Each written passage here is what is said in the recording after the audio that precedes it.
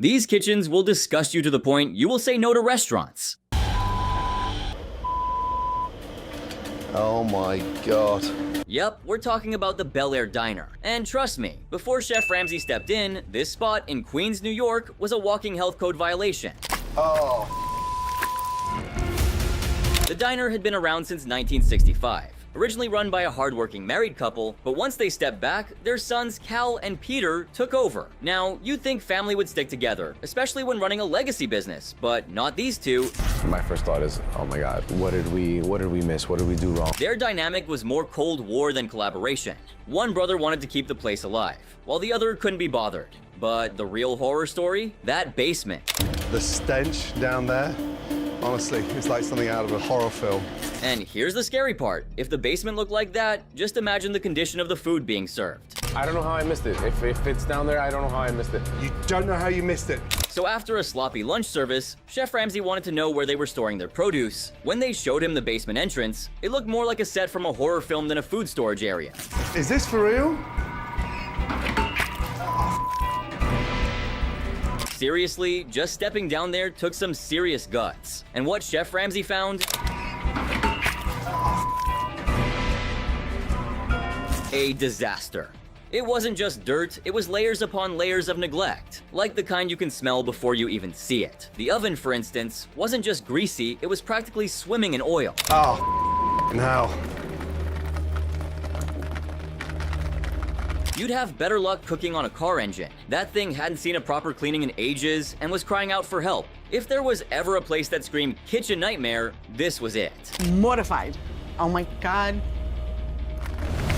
And don't even get me started on the storage room. It had standing water everywhere, like nobody had touched a mop in years. You'd think it had been neglected for a decade. But the wildest part? That basement was huge. So big, Chef Ramsay actually thought he'd stumbled into a labyrinth. If I get lost down here, somebody send help. No joke, he literally got lost in the ingredients section. Oh, the smell. Nothing labeled. Imagine that. You're walking through what's supposed to be your food storage, and it feels like you're navigating a damp, unsanitary maze. No wonder the man looked like he was about to lose it. And if that wasn't enough, the fridge situation was straight up disgusting. That thing was a germ hotel. And what was inside? Let's just say, not stuff you'd ever want near your plate. But here's the crazy part. We're barely scratching the surface. What the is that? This isn't even halfway through the episode, and already it's a full-blown sanitation nightmare. Now, if you're thinking, okay, maybe the show exaggerated things for the drama, think again. A viewer actually backed this up with a first-hand account of how bad things were. According to them, the basement looked exactly as nasty off-camera as it did when Chef Ramsay walked through it. And here's the clincher, this viewer said they personally saw one of the owners puffing on a cigarette in the kitchen. That's not just a red flag, that's a whole emergency broadcast. Clearly, hygiene wasn't even on the radar. No word on how this person even got down to the basement, but one thing's for sure, it looked just as filthy when they were there as it did on Chef Ramsay's tour of horrors. And it wasn't just the basement that was a nightmare. If you pay close attention during the episode, you'll see the whole place was in rough shape. I don't know how I missed it. If it's down there, I don't know how I missed it. You don't know how you missed it. But it doesn't stop there. There is no more food going out of here. Nothing. Turn it off. All off. The mess even spread to the restrooms. We didn't get to see them on camera, but a regular customer stepped up to give us the full, disgusting story. He said the bathroom was absolutely filthy, and shockingly, he ran into a nasty toilet situation not just once, but twice. And if you thought that was bad, wait till you hear about the women's room. One woman came face to face with a scene straight out of a horror flick. Literal poop smeared all over the toilet paper roll. And get this, the person responsible actually shoved the mess back onto the dispenser. I mean, what even is that? Imagine showing up expecting a decent night out, maybe some decent food, spoiler, not happening. And then you're hit with that nightmare. I'd lose my appetite immediately and be out the door without a second thought. No way I'd stick around. But hold on, the story gets even crazier. This viewer, Supermarket Popular 17, actually lives right across the street from the diner. He's not exactly a fan and mostly just popped in to grab some eggs and bacon, but every single time he walked in, he was hit with a nightmare scene. Remember that lobster tank? Was he sending food out like that? No. What was wrong with the chicken and garlic? The lobsters from the tank. You want to take a look? Okay. Yeah, the exact same tank Chef Ramsay grabbed lobsters from for lunch. This guy caught lobsters straight up eating each other, and sometimes he'd find dead lobsters just floating there, rotting away. There's a reason restaurants keep lobsters alive until cooking. Once they die, they release some seriously foul stuff. And you remember that infamous lobster tank incident that even sent a customer to the hospital? He's dead. A dead lobster. No, he's gone. Is he? Makes you wonder what's the point of having a tank if it's a biohazard. Unsurprisingly, this viewer was totally grossed out. He'd complain every time he came in, but the staff? They'd just yank out the dead lobsters and carry on like nothing was wrong. That's it. No real fix. No wonder this place was on a fast track to disaster. And now, after seeing all the mess the cameras missed, let's get into what Chef Ramsay found next. First up, the meat fridge. Warning, what Chef Ramsay uncovered here might just be the nastiest thing you've ever laid eyes on. I don't think anyone's got any idea what is going on here. Yep, that's a whole month's worth of meat sitting in a pool of rotting liquid waiting to be turned into someone's dinner. You got to give Chef Ramsay credit. This guy has nerves of steel and a stomach of iron. I don't think I'd last 15 seconds in there. Just take a look at this horror show. Pastrami with marinated chicken. Oh my God. Holy. If that doesn't make your skin crawl, I don't know what will. Just imagine how long that chicken had been soaking in that slimy, disgusting sludge. Chef Ramsay went full detective, checking every corner of that walk-in fridge, and trust me, the deeper he dug, the worse it got. No. Seriously, this season came out swinging hard. Even the chicken's frothing at the mouth. And it's dead. But eventually, Chef Ramsay couldn't hold back anymore. Could it get any nastier than this? It's beyond disgusting that they had the nerve to keep the place open with all this literal filth. Now, I'm left wondering, did the brothers who owned the diner even have a clue what was going on behind the scenes? Remember, Cal claimed he'd inspected this dump just 2 days before Chef Ramsay showed up. If that's what his so-called routine check looked like, imagine the horrors if they just let things slide completely. Cal wasn't fooling anyone. He should have just admitted to the neglect and promised to fix things, but no, he wasn't about to take any responsibility. After the episode dropped and the diner's shocking state went public, both brothers had to step up and try some serious damage control. Cal took to Instagram, trying to smooth things over and explain what went down. My biggest fear is the chicken. You know, that's something that it doesn't happen in here. You know, like it's a place of we have 10,000 pounds of food downstairs. Stuff goes bad, it gets thrown away. You know, for it to be there and be found and, you know, to be shoved in my face, it was super embarrassing. You know, my brother, like we've changed a lot since then to make sure that never happens again. But like, I want to reassure people, I said this on camera, I don't know if they're gonna air it, but like I feed my young 1-year-old daughter from this place. You know, we all eat here, my whole family eats here. Our whole family's eaten here for 20 years. Like, I consider our customers our family. We would have never served that chicken. Yes, it should have never been in the building and we've taken measures to change it, but I would have absolutely never, ever, ever served that to anyone. Now let's talk about Peter's, a place where gross meets food. Temperature of the fridge is not even cold, so stuff's rotten. You know, they look like f***ing camel's turd. It looks like something out of a f***ing sci-fi movie. Oh my God. Did you eat that? It's like the fridge has dripped all over it. Hands down, this place might just be the worst restaurant Chef Ramsay's ever stepped into. This oven does not work. We use it as storage. We keep our towels and stuff in here. Right from the jump, it was obvious this wasn't going to be a comeback story. It was already too far gone. That's it. Seriously, I'm pissed off. It's not my fault. Now, here's the twist. The place was named after Peter, the hot-headed guy constantly flying off the handle. When I thought I was out, they pulled me back in. That was a great movie, right? Yeah, that was awesome. But guess what? It wasn't even his restaurant. The actual owner was his sister, Tina Pellegrino. Hi, how are you? I'm all over the place. It's pretty open right now. What would you like? Tina was doing everything she could to keep things running, but Peter? He was tanking the business with his temper tantrums and flat-out awful management. Who the f*** is it? You know, I'm passionate. I'm Italian. I yell. Gentlemen, why is this guy here? 2 minutes later, I'm over it. And then Chef Ramsay takes a peek inside their walk-in fridge, and things start to spiral. Gordon's shocking kitchen It investigation. looks like something out of a sci-fi movie. F*** me. But before that, he sits down to try the food. Gentlemen, I got Ramsay's order, please. Flipping through the menu, Chef Ramsay goes with what server Angelo recommends, the crab cake and lobster ravioli. And yeah, things go south real fast. Is this salad fresh? There's all like little bits in there. Like rotten. Huh? How old is that salad? First up, the crab cake. It comes with a side salad, but some of the lettuce is already rotting. Looks terrible, the salad. Not a great first impression. Then the crab cake itself, I don't want to put you in an awkward position, but that's stone cold in the middle. it's stone cold. And the crab meat, not fresh. That's a massive problem, especially at a seafood-heavy Italian place. Crab cake, cold. Not a good start. Next comes the lobster ravioli, and Chef Ramsay doesn't hold back. That's not even lobster, that's just like baby food inside gunk. The texture is all wrong, soft and mushy like baby food. Plus, it's drowning in way too much parsley. The whole thing's a disaster. Angelo, the server who recommended it, is clearly embarrassed. This is ridiculous, man. Look at the... How old is this salad? You make me look like a moron. You can tell he cares, but he's fed up with how sloppy the kitchen's become. Who garnished that dish? You gotta be kidding me. You put half a pound of parsley on my plate. Watching that dish hit the table like that, painful. And Chef Ramsay, he hasn't even gotten to the fridge yet. Believe it or not, the absurd amount of parsley on one plate actually kicked off a full-blown kitchen argument. I put the parsley on it. That's my job, and I'll decide what goes on it. It ain't your problem. Yeah, but I don't need to hear criticism, which I already know. Yep, chaos over parsley. And when I say this place was a disaster, I'm not exaggerating. It was a total mess in every sense of the word. Bloody hell. What is in there?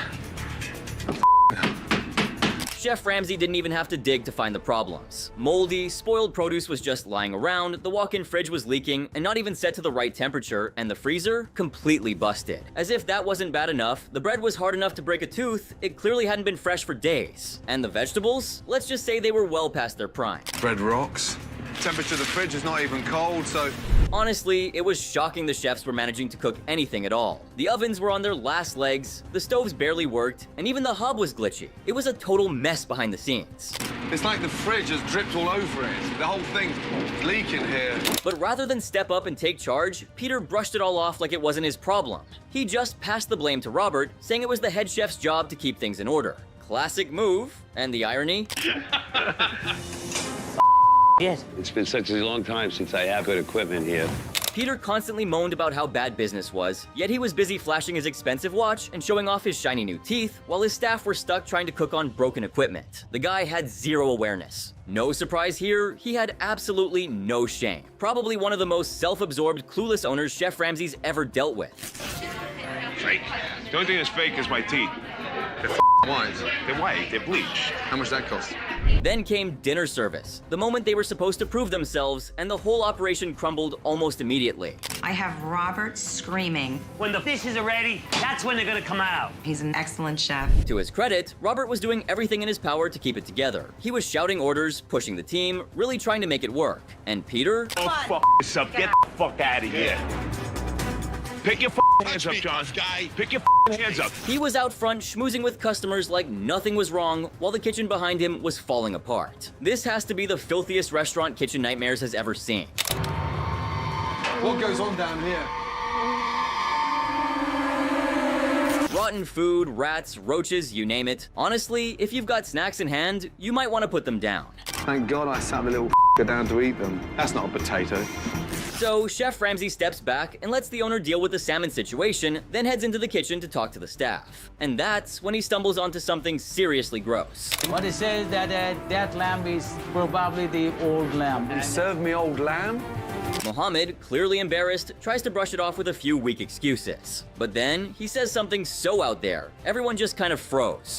Maybe the standard Cotton has a very high compared to mine. At this point, forget high standards. This place didn't even meet basic ones. You didn't need to be a professional chef to see how bad things were. And let's be real, rats and roaches aren't just creepy, they're walking disease carriers. The level of filth in that kitchen? Honestly shocking. Health codes were being broken left and right. No wonder Chef Ramsay started feeling sick. The guy's got a strong stomach, but even he has limits. And it doesn't stop there. Hello, madam. Floor manager, operations manager, general manager. Anybody? Dinner service starts, and the menu's all over the place. Way too long, way too confusing. An hour goes by, and not a single plate has left the kitchen. People are getting fed up. First table still hasn't gotten their entree. I just don't understand what's taking so long for all this food. Some even walk out. And yeah, the flies didn't help. Then things hit a whole new low. Chef Ramsay goes back into the kitchen to find out what's taking so long, and what does he see? Oh, holy Moses. Oh dear. Fuck me. A giant tub of raw chicken on the floor. Like, who thought that was okay? Chef Ramsay jumps in, gets it off the floor, and calls over the managers and owner. He lays it out. This isn't just gross, it's dangerous. People could get seriously sick. Meanwhile, the clock's ticking, and not one dish has made it out. I only give him the salad. Who's in charge here? I'm taking over expediting here.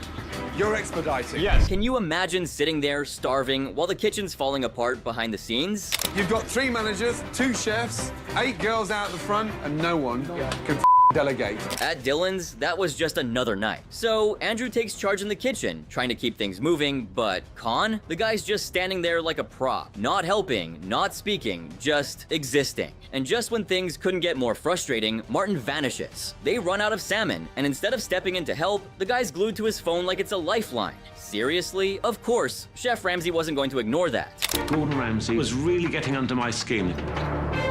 Okay, right. He called Martin out on the spot, wanting to know why one guy's working like crazy while another's just loitering around. But that was only the start. Things were about to get way worse.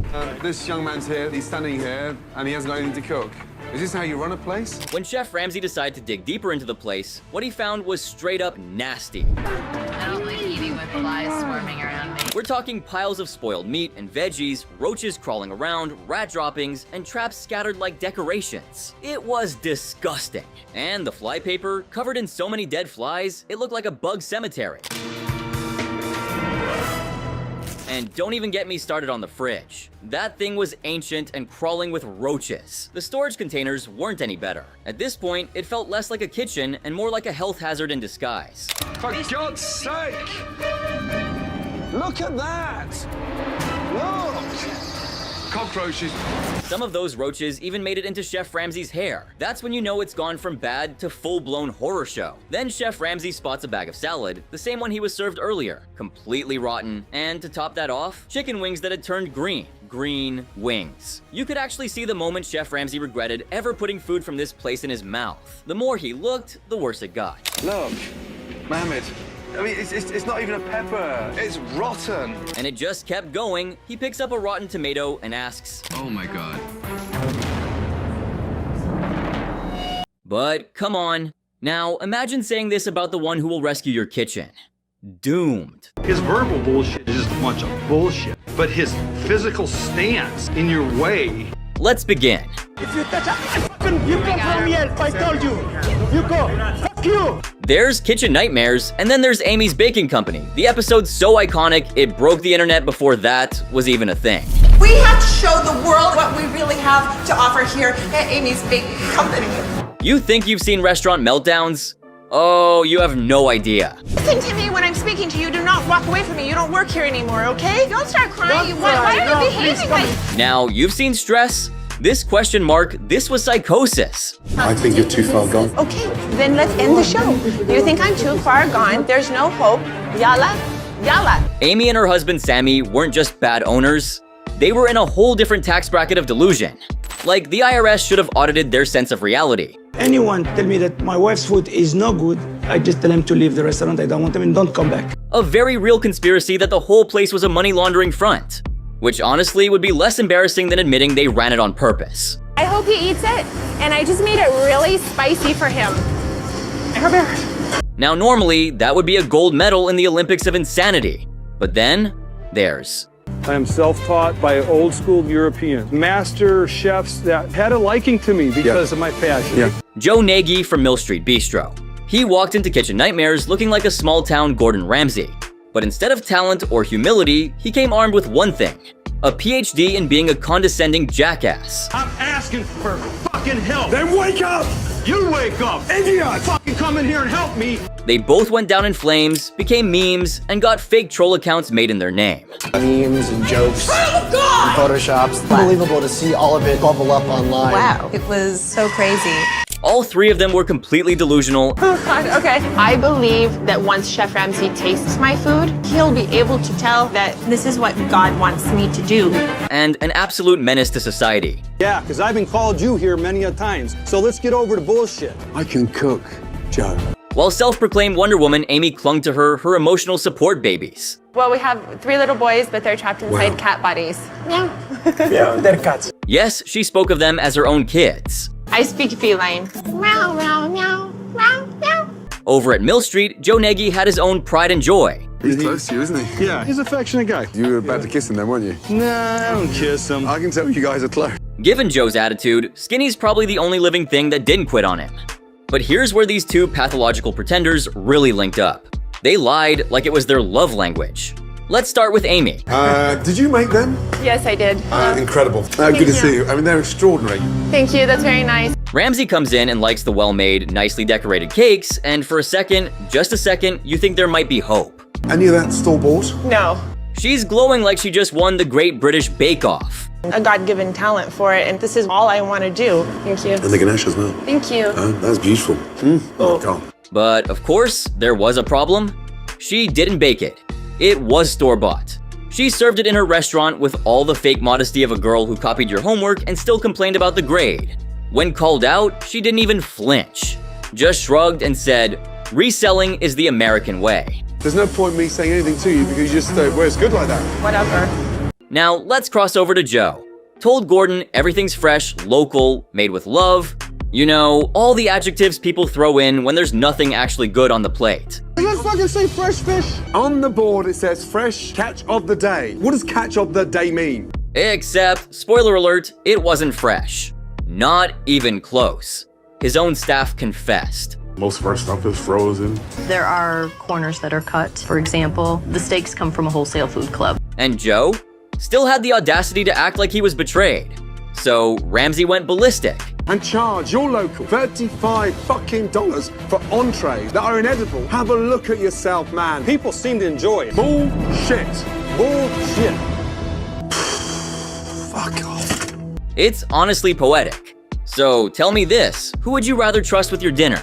The woman reselling Costco cake with the confidence of a 5-star pastry chef and the palate of a Pinterest mom. People usually love it. I've never had a problem with it. Real customers, not haters. Oh, come on, Amy. Or the man freezing fish, meat and veggies like it's a popsicle. That's the Chef Garden vegetables. That's the black girl pork chops. Oh my God, what is it with this guy? Drop your pick. I'll be here judging. Both were similar on another front. 4B. No, 5B. Are you sure? You don't need to question me, Katie. Yep. The mistreatment of their staff. They have to clean cars in the middle of service because the boss wants his car cleaned. Amy and Sammy ran their restaurant like a bunker. No staff, no outsiders, just them and their conspiracy theories. Why? Because everyone else was apparently lazy, dirty, or disloyal. Miranda may be the only waitress. I can't do the computer, so he's the only one that has control over that. She's not allowed to input orders, pour wine, or handle money. Meanwhile, over in Ohio, Joe Nagy was cycling through employees like he was allergic to basic cooperation. The way you treat me is disrespectful, crude, degrading. Then you need to find another place to work. Both places had a revolving door of staff, not because the employees were terrible, but because the people in charge genuinely believed they were the only competent humans in the room. I cannot find people I can count on them. They're dirty, they're lazy. How many people have you been through? A few hundred. A few hundred. That's the first red flag these three waved like a national anthem. I mean, and we have Joe constantly saying, well, you're doing this wrong, you're doing this wrong. We all get flustered and, you know. They didn't want to build a team. They wanted to control one. She is quitting. She has an attitude. She comes to the kitchen tonight. I set a table. She said, are you sure? Are you my boss? And when no one wanted to play along, get mistreated, the owners just declared war on reality. She doesn't work here anymore. She's a poisonous little viper, and I don't allow people that have an attitude in my restaurant. Who the hell is she? She's gone. And here's where it gets even sadder and funnier. They all blame the customers. And those who dared provide online feedback. Is because the same reason I call these Yelpers and these people that hide behind the computer screen, they are pussies, they are pansies, they have no balls. Amy. She thought the entire universe was out to get her.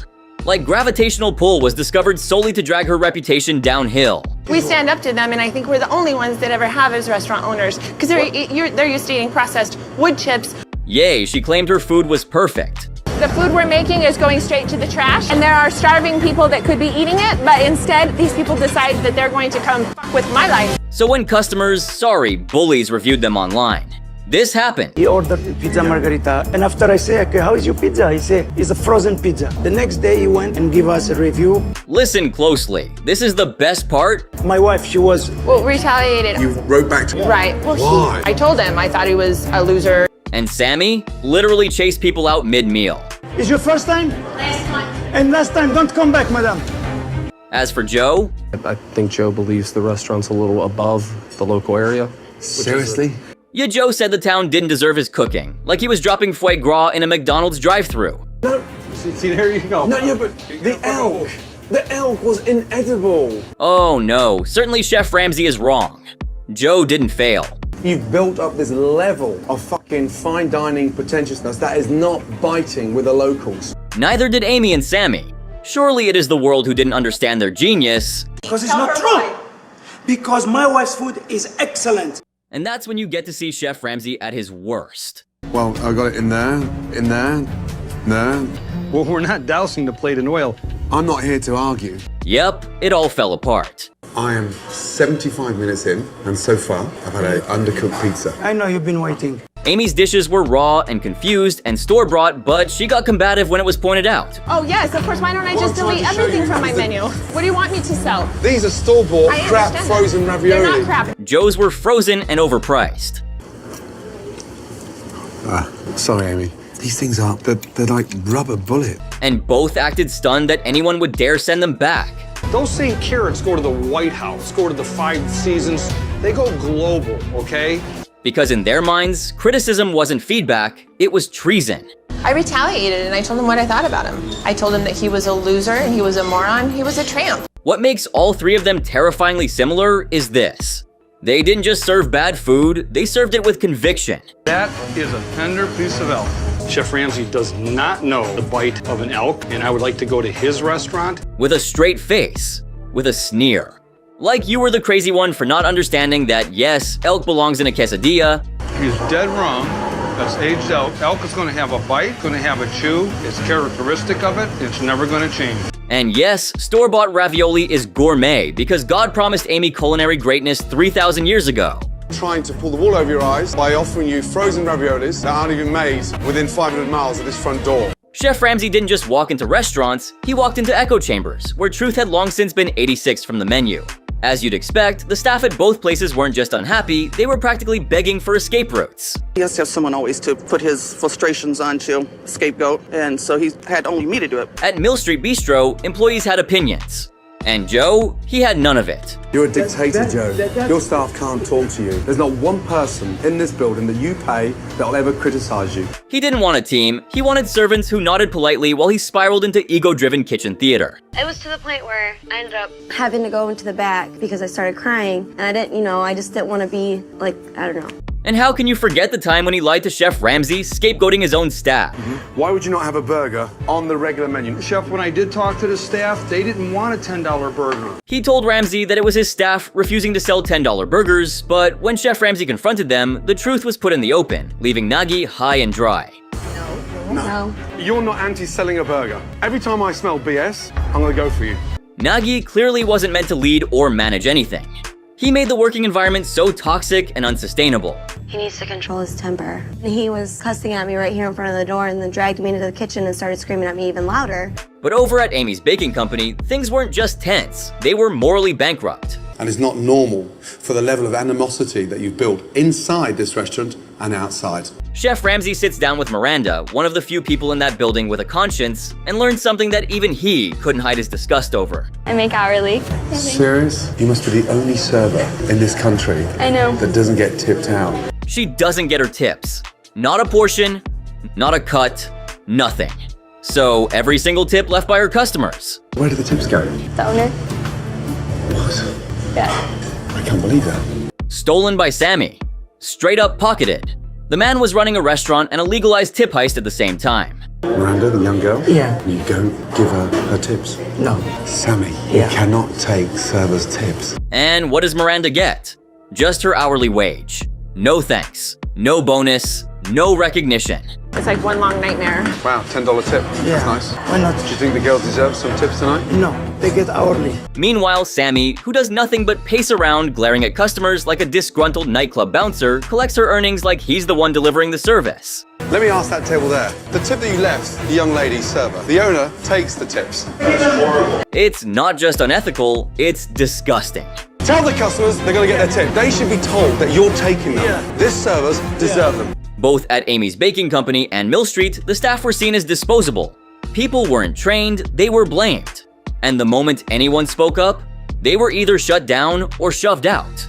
He loves to hear the praise, but he will certainly go up against anybody that has anything negative to say. Joe ignored his team. Amy and Sammy exploited theirs. They don't deserve those tips. If they could work like my husband worked, God, why are you shouting it at didn't me? require Why are you him to run shouting like at 4 me? people, they would get their tips. He's told them. Here's the thing about Amy's Baking Company. The chaos wasn't just in the kitchen, it was in the very bones of the place. You want to speak with me? Yeah, I want to You speak want with to you. fuck with me? I will fuck I don't with want to you. fuck with you. While Amy was the loud one, the dramatic one, the headline maker, it was Sammy who truly made the restaurant feel unsafe, unstable.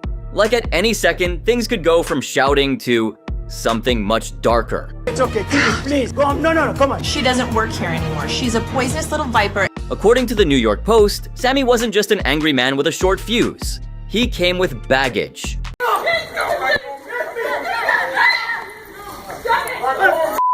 We're talking serious criminal charges, including, allegedly, involvement in illicit substances. And yes, that's exactly as shady as it sounds. And if you think that's just rumor, think again. France and Germany literally banned him from entering. Again, if somebody, because I am the one who can go on top of him, he cannot go on top of me. I can promise you. Not him and not all these people. And when you go back and rewatch the episode, you start to see it.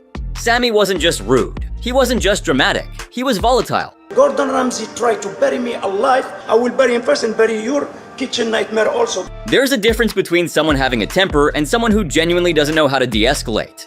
He didn't just defend his restaurant, he treated it like a war zone. Everyone was a threat. Every word was an attack. They shouldn't represent us that way. I'm going to go against Fox. Back then, I remember thinking, this guy's out of control, but surely it ends at yelling, right? Well, in 2014, TMZ reported that Sammy pulled a weapon on a customer. Yes, seriously. Watch. It's not worth it. Hey, you're gonna go to jail for the rest of your life. That right there, that crosses the line from bad business owner to genuinely dangerous person. And here's the sad part. The show only gave us a glimpse. A tiny slice of a much larger, much scarier pattern. Not worth it. It's not worth it. He's a coward, bro. The anger wasn't performative. It wasn't for show. That was just them. People so wired for conflict, he mistook criticism for combat. People come here to try to set us up because they think it's funny, because they have a hard-on for Gordon Ramsay. People who were far beyond saving. I have the right to do the right thing. And the right thing for me is to get out of here. Now compared to Amy and Sammy, Joe Nagy seemed tamer.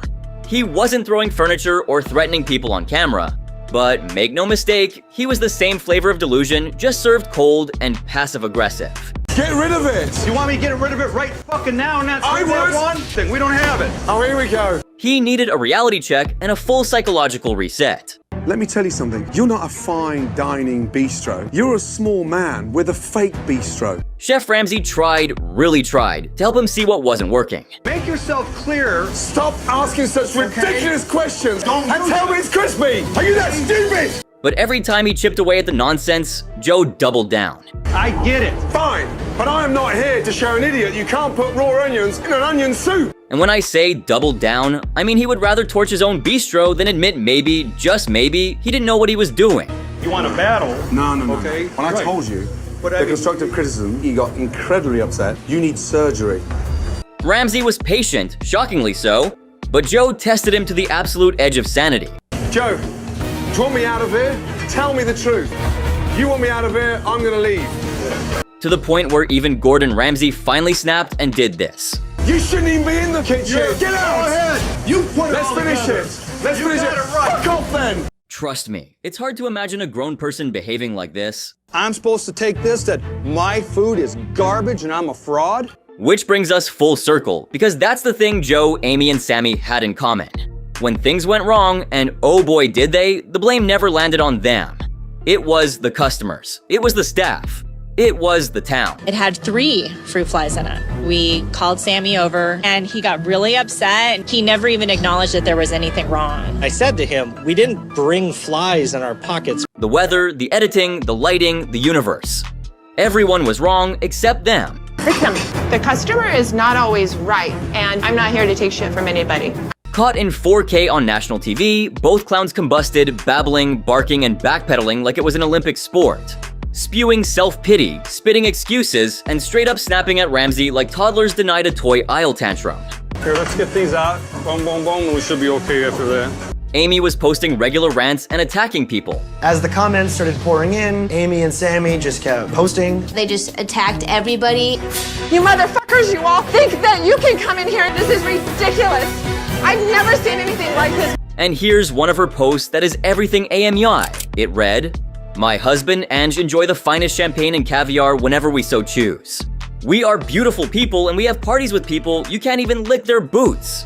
You are disgusting pig people made from the slime of your own hatred at the world for making you disgusting people. Stay in the basement where you belong, red shitters. You are losers." Fat shaming, classism, horrible spelling and grammar. That's Amy in a nutshell. There were threats, nasty online messages. People could not believe how this couple treated their customers. Amy really thought that she was doing God's work. And what's more scary is this. I saw the way that they treated people, and what they said on Facebook is exactly how they acted in real life. In another full-blown hysterical rant, she claimed, "You are all little punks. Nothing. You are all nothing. We are laughing at you. All of you, just fools. We have God on our side. You just have your sights." Approximately 2 years ago, these reviewers decided to make up lies and say that they ate the food and it was disgusting. And we lost a tremendous amount of business because of it. They're just fucking haters.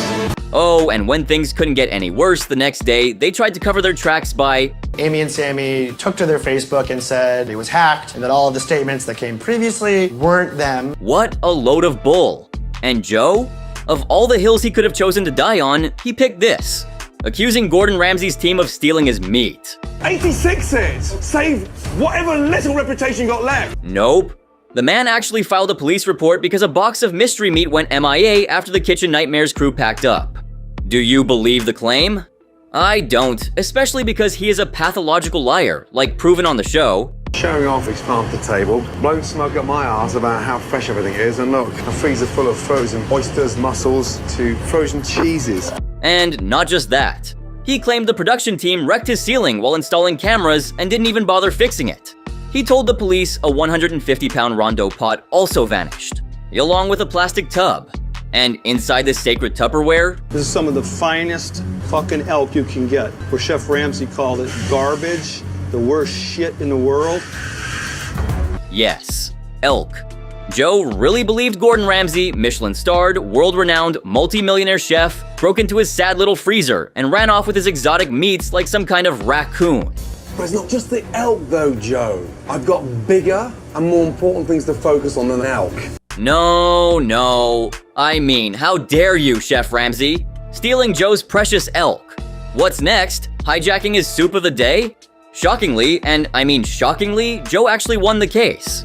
A judge awarded him a whopping $900 in damages, which is barely enough to buy a new pot, let alone Ramsay's dignity. But did Joe stop there? Of course not. You've been defensive, everybody. I wasn't defensive. I was respectful to you until you went off on it. I'm here to help you. Now help me. He came back swinging, claiming the show manipulated his image, edited him to look like a hot-headed, clueless owner. And I'm like, Grandpa Joe? They didn't have to edit anything. You handed them that footage on a silver platter right next to the defrosted elk steaks. When you acted like you were above Gordon Ramsay. And he knows everything about any food on the planet, but he doesn't have an elk farm, okay? There's a difference between passion and assholism. Amy and Sammy also believe that we're being misrepresented.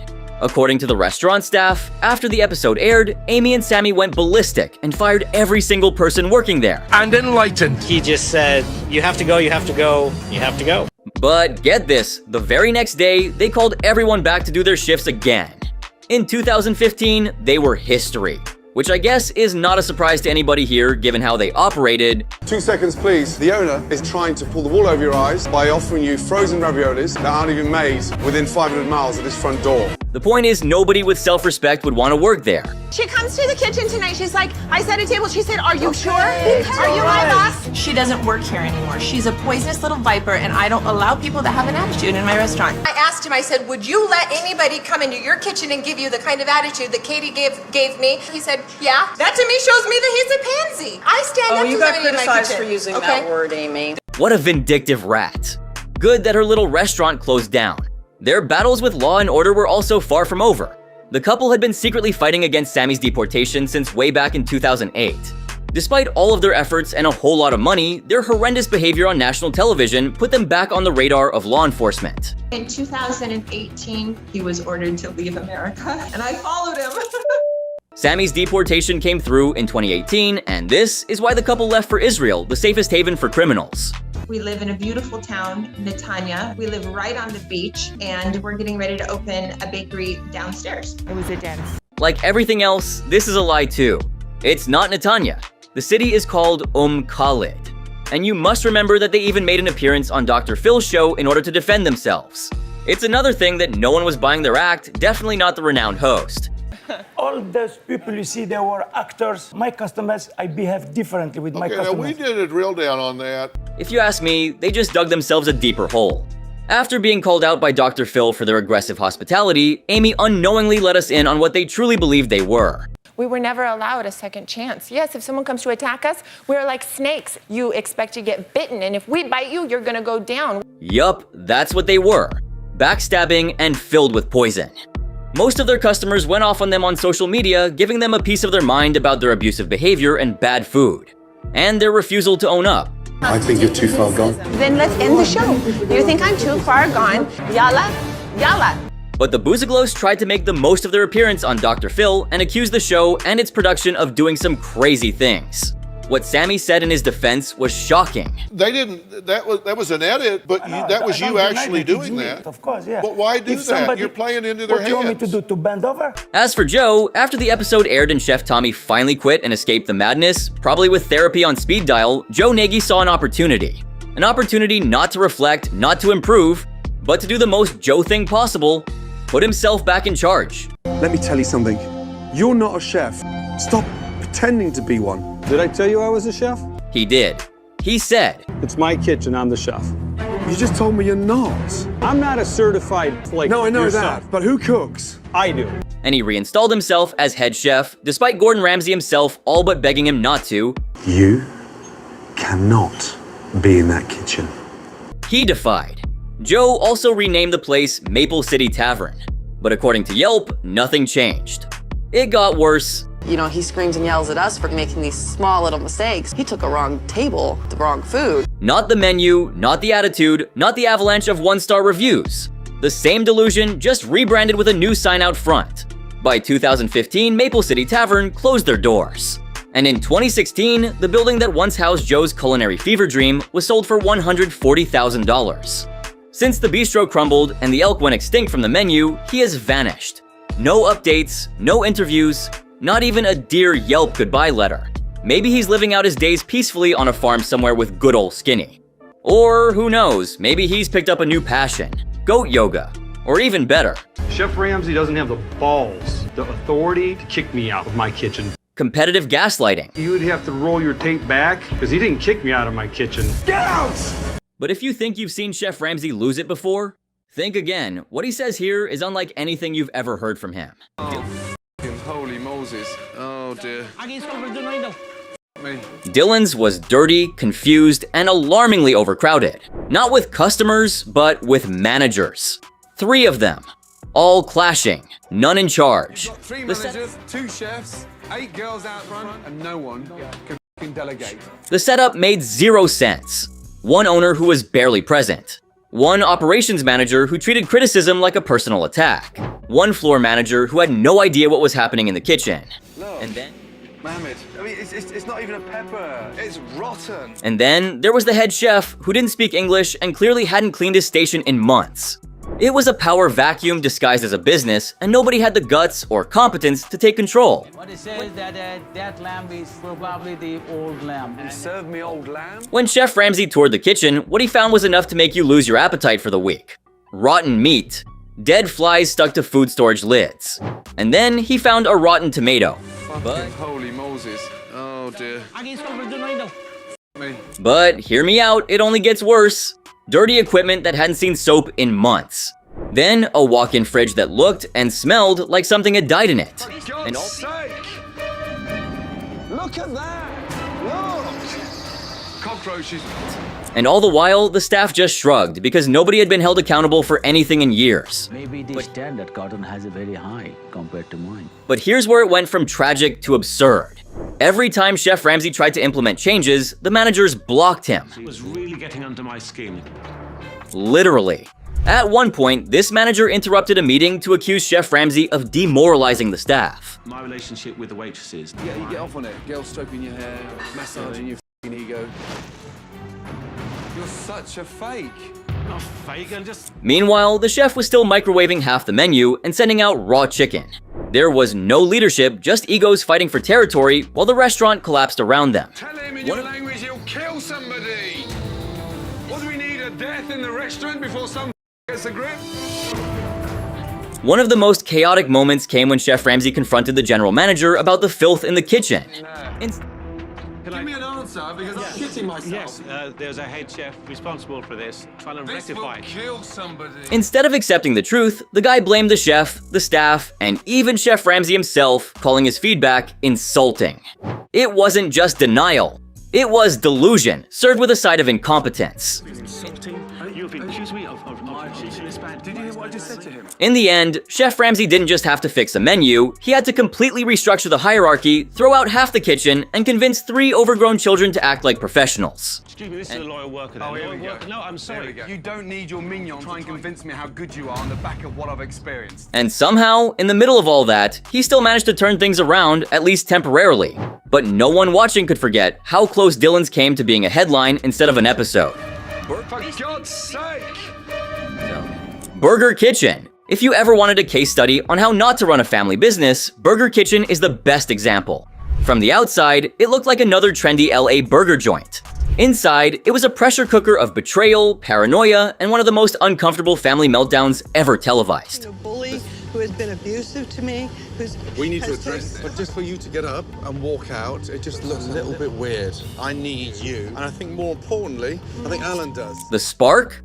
Alan, the father, had used his son Daniel's $250,000 trust fund to bankroll the restaurant without ever asking. My dad still treats me like a child. It almost makes me want to cry. He changes the menu way too often, and he doesn't tell anyone. That betrayal sat at the heart of every argument, every glare, every passive-aggressive conversation. It poisoned the business from day one. I did not picture myself doing this, but these are the cards I've been dealt, and I want to make it a success. Alan didn't just misuse the money, he clung to it like a shield, throwing it in Daniel's face every time he questioned a decision. Instead of building trust, he built a hierarchy of silence and resentment. But that wasn't even the weirdest part. Alan genuinely believed Yelp reviewers were part of a coordinated attack to ruin him. He walked around clutching printed out one-star reviews like court documents, rambling about conspiracies and reputational sabotage. Chef Ramsay had seen chaos before, but this was something else. The food? Mediocre. The kitchen? Disjointed. But none of that mattered. The real problem wasn't on the plate, it was in the power struggle playing out behind the scenes. You're feeding their dreams and getting yourself further and further in the shit. Daniel, emotionally drained and visibly shaken, tried to have a voice, but every time he did, Alan shot it down. What was supposed to be a restaurant felt more like a hostage situation, with Alan holding the trust fund as ransom. When Chef Ramsay pushed for clarity, Alan spiraled. Instead of reflecting, he doubled down, blaming Chef Ramsay, Yelp, the staff, and basically everyone except himself. Daniel finally snapped, publicly calling out his father in a raw, emotion-filled confrontation. I live in this like depressed f***ing world, you know, and all 3 of you on the side are just killing me, man. You're f***ing killing me, you know, you really— There wasn't yelling or chaos, it was quiet, firm, and devastating. A son demanding dignity. A father deflecting as usual. What made this meltdown unforgettable was how personal it got. This wasn't just a dysfunctional restaurant, it was a front row seat to a family imploding. Chef Ramsay could fix a menu, restructure a kitchen, but he couldn't fix 20 years of betrayal. Sebastian, you know a meltdown is brewing when someone thinks their broken system is brilliant and refuses to hear otherwise. Chef Gordon, where the f are ya? I'm talking about Sebastian Demodica, whose Los Angeles restaurant wasn't just disorganized, it was a masterclass in ego-drenched chaos. Instead of a standard menu, Sebastian insisted on a flavor combination matrix. Essentially a DIY meal roulette that left customers confused and the kitchen overwhelmed. I've created a unique menu that nobody else has. Servers had to carry cheat sheets. Flavor combinations. There's 21 gourmet flavor combinations. 20 gourmet flavor combinations. That's not innovation. That's dysfunction with a side of fries. From the second Chef Ramsay walked in, he could smell disaster, figuratively and literally. The food was bland, the concept was unworkable, and the staff looked like they were one bad shift away from quitting. When you get upset, you might see pans flying across the kitchen. You better duck. That's all I have to say. Chef Ramsay didn't come in guns blazing. He tried to talk sense into Sebastian, suggesting a tighter, smarter menu. But logic bounced off Sebastian like bullets on armor made of arrogance. Marinades, toppings, and seasonings. What you do is you choose and you add it to either chicken, portobello mushroom, New York strip, or shrimp. There's combinations with an entree, with chips and gravy on the side if you'd like, with one of our side salads. He saw himself as a misunderstood genius, an artist ahead of his time. In reality, he was an insecure former actor treating his failing business like a stage performance. Every suggestion was met with condescension or deflection. And when Chef Ramsay attempted a proper relaunch with a simplified menu that actually worked, Sebastian didn't just push back, he snapped. I have to accept what he says and go with it, or ask him to leave. Mid-service, he stormed into the kitchen, blindsided staff, and declared his vision was being disrespected. He later confessed he'd secretly planned to reinstate the chaotic menu the moment Chef Ramsay left the building. And he did exactly that, effectively erasing all progress like a toddler flipping over a chessboard after losing. Go back to all of those 20 flavor combinations. There's a lot of uniqueness with the menu I was using. Whether he thought... What made this meltdown especially unhinged wasn't volume, it was intent. Sebastian wasn't a hothead throwing a tantrum. He was a narcissist in a downward spiral, so obsessed with being right, he'd rather crash the restaurant than concede an inch. I'm 40 years of age, and I've gone to a lot of restaurants, but I've never, ever met someone I believe in as little as you. And then comes this guy, bold or just out of his mind. Because what he dares to say to Chef Ramsay will leave you stunned. Disappointed. You gonna calm down? Stop pointing your finger at me. Are we gonna speak like men? You gonna speak to me like a man? Sebastian had all the tools to turn things around. He just didn't want to because doing so meant admitting his dream was broken. And he wasn't ready for that kind of honesty. BlackBerry. Sure, here's the paraphrased version with the timestamps intact. And the owners of BlackBerries didn't just bring drama, they practically redefined it. Chef, the mouse that you planted, I know. They told me. But it's okay. Chef Ramsay stumbles upon a dead mouse right at the front entrance of the restaurant. His reaction? Complete horror. Ooh, what is that? Bloody hell. Staring in disbelief, he practically screams with his eyes, "Did no one even think of calling pest control?" Without hesitation, he picks the mouse up by its tail and marches off to confront the staff. Have you got a bin? Yes, Chef. The mouse, just by the front door. It's by the door! When he demands answers, the staff insists pest control had recently been on site. Chef Ramsay's face says it all. He's not buying that excuse for a second. You paid for the exterminator? Sure. Get your money back. And then, things take a wild left turn. The manager, Shelly, and her boyfriend go full conspiracy mode, accusing Chef Ramsay's team of planting the mouse. Are you kidding me? What, you brought it in out of my pocket? I think you did. Are you f***ing dreaming? I arrived, the mouse was there. No joke, this was one of those moments where you're genuinely stuck between laughing and cringing. Like, did they really just say that? If this kind of wild claim had a reward system, they'd be top-tier contenders. Manja. But this next pair? They took self-absorption to a whole new level. The way you're running this place is incorrect. It's my restaurant. The scene was set in Colorado, inside a struggling Italian restaurant where Julie Watson ruled the place like a tyrant with a pasta spoon. Control? She had it, but respect. Not even close. Instead of leading by example, Julie ran the kitchen on fear and intimidation. The vibe wasn't teamwork, it was survival mode. You don't handle this kitchen. I handle this kitchen. You go away. Go away from my face right now. And no, it wasn't just about a bad attitude. The issues buried beneath the surface were way uglier. Chef Ramsay quickly saw that the problems went far beyond poor management. I don't. I think it's fine. Julie wasn't just out of touch, she was living on a completely different culinary planet. Delusional doesn't even begin to cover it. She strutted through that restaurant like everything was perfect, convinced that confidence alone could fix crumbling standards. But things really went off the rails when Chef Ramsay finally confronted her. You'd expect some denial or defensiveness, but her response? Absolutely unhinged. What, you expect me to give you a round of applause because you make your sauce? Right. Mushroom raviolis. The filling was hideous. Bland sauce. She straight up believed customers loved her food. Like, zero doubt in her mind. If they knew it was frozen, do you think they'd order it? Does it say fresh on the menu? Even Chef Ramsay, who's seen just about everything, looked stunned by how far gone she was. The more she talked, the clearer it got. Julie didn't want advice, she wanted applause. And instead of taking any responsibility, she played the blame game like a pro. Every failure was someone else's fault, never hers. Meanwhile, the real problem was staring her in the mirror every morning. You know what, Trevor? You refuse to do anything. The head chef. But Chef Ramsay didn't stop at Julie. Next up, head chef Trevor, a 22-year-old with more swagger than skill. He walked around like he had it all figured out, dripping with confidence that wasn't exactly backed by talent.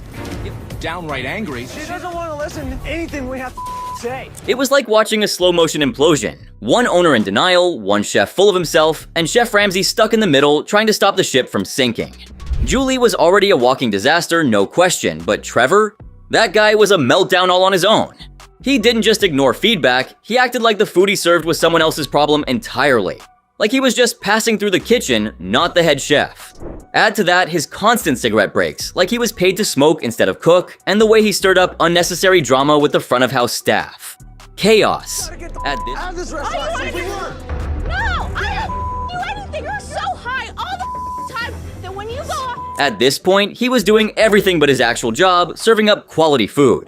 And Ramsay saw it clear as day. Sat it down and talked to you so many times and said, what can we do to make this better? And you never say anything. So that's a lie. The whole place was spiraling. Chef Ramsay wasn't dealing with just one delusional leader, he had a double dose of denial and ego to cut through. Watching him navigate this mess was like watching a surgeon work on a patient with two heads, both equally in denial. But here's the best part. When Chef Ramsay finally decided enough was enough, he didn't hold back. He ripped straight through their arrogance like a blade through butter. It's incorrect. How in the hell are these doors still open? Julie and Trevor didn't just get scolded, they got absolutely dismantled. Chef Ramsay dropped the truth on them so hard, it left them reeling. Sometimes it's good to stop completely and start again. You're just continuing. I'm not trying to rub your face in it, but when you tell me... That's what it feels like. Because you're in denial. You're telling me that's what the customers want. But Mama Maria's? That's where the real chaos begins. And trust me, nobody's prepared for the storm that's about to hit. Listen, pull your rolls and tell them to get down here. It's my restaurant. The restaurant, owned by John Esposito, had been a staple in Brooklyn for years, but it was crumbling under John's management. Should we call an ambulance? It does not look well. Call an ambulance. The problems were glaring: outdated decor, horrible food, and a kitchen staff that was either burnt out or disengaged. From the moment Chef Ramsay walked in, it was clear the restaurant was in serious trouble. What is that? That is ghastly. Holes everywhere. That is not a good sign. The place looked stuck in the past, dim lighting, dusty fake flowers, and an atmosphere that screamed outdated. His father passed away, his mom passed away, he was the one in charge of everything, and as the years passed, it started to go down. But the real disaster came when Chef Ramsay tried the food. Doesn't like the pizza either. It's too greasy. That's just full of grease.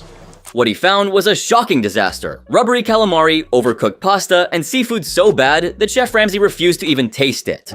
Yet John, who had taken over the restaurant from his parents, insisted that everything was fine.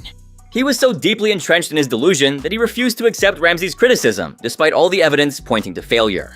As Chef Ramsay dug deeper into the issues, it became clear that John was not only neglecting the restaurant, but also sabotaging it with his complete refusal to change.